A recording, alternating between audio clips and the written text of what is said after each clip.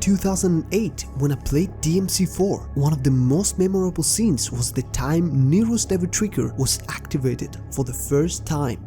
Hey, Rise and Shine YouTube, my name is Jelle and welcome to this Devil May Cry 5 video where I'm gonna talk about the connection that Vergil has with Nero and the two theories that explain what the lines that Nero says while activates Yamato might possibly mean. I also wanted to say a massive thanks to Random Dude for his comment that made this video possible. So with that being said, let's jump right into it.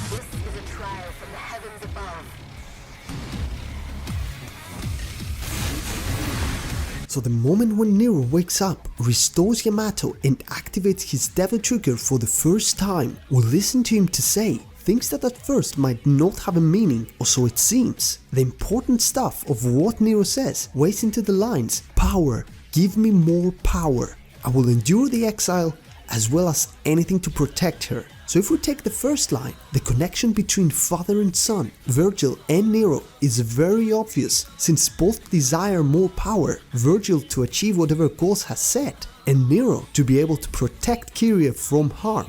It's that simple.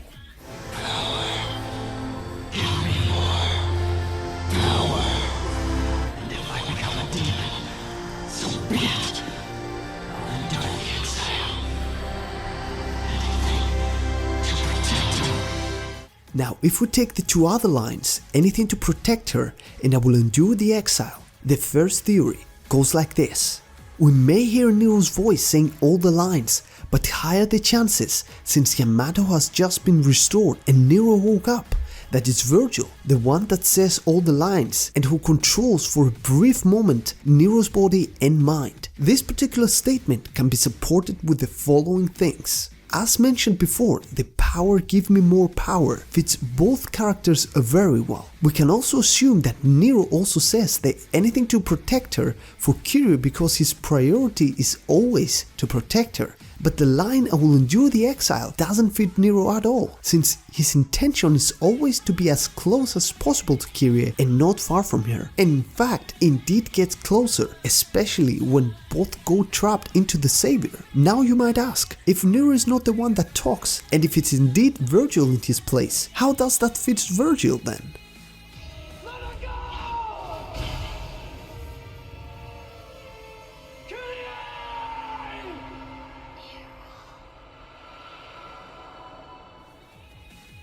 This is where the first theory comes in. If with anything to protect the line, Vergil means Eva, he refers to how his desire for power is due to the fact that he failed to protect his own mother during Mundo's invasion. Since this is after she passed away, he might be referring to his memories of her or her honor and has an internalized goal for vengeance. That can be clearly seen at the end of Devil May Cry 3, where without second thoughts, Vergil rushes to fight Mundus at his weakened state.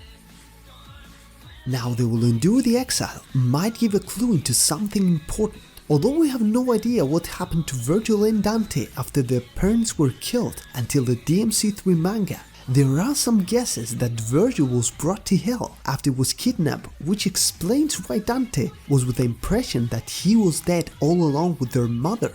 On the other hand, Vergil was surprised when found out that Dante was in the same city as him and reveals later on that he will never have talked to his brother or showed himself to him, since his plan was to let Dante continue to think that he was dead in order to erase him from his previous life permanently.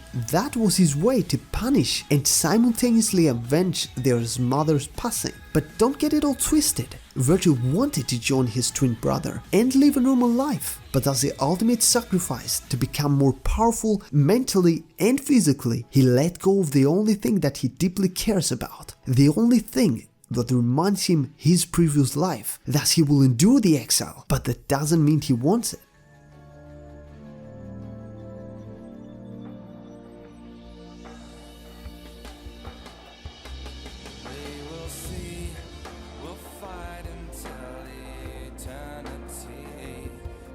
Now, if the anything to protect her goes for Nero's mother though, then the second theory goes like this. During Vergil's travel in Fortuna City, he met Nero's mother but became too emotionally attached to her. It is important to point out here how much Vergil hates emotions and especially his human side. But unlike what we think, in reality he left her cause he cared for her safety and wanted to protect her, since Vergil had as an example in his mind this Sparta and Eva situation and was afraid that something similar was about to happen to Nero's mother because of his strong status. Therefore he left to become stronger and probably returned back to her when he'd considered himself as a worthy protector. But as we all know, he failed to do so after he became Manda's puppet. Thus we have the lines, "I will endure the exile," and anything to protect her. Timeline wise, it is important that Vergil met Nero's mother before the start of Devil May Cry 3 manga. So during DMC3, Nero's already would have been born, and that explains why Vergil was so on edge and almost relentless and merciless, because he might knew about Nero but still thought himself too weak to return back to protect his lover and son. Therefore that's why his energy transferred to Nero's arm in DMC4, and that's how he was able to talk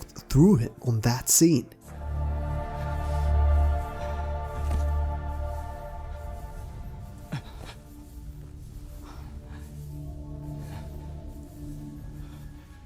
So there you have it guys, that was the end of today's video. Now it is your turn to let me know what do you think about the theories. Write your own thoughts down in the comment section below, leave a like rating if you enjoy, and stay tuned to the channel for plenty more content. So really hope that everyone's gonna have an amazing day or night, whatever you're going to do, and I'll see you all in the next video. Bye bye!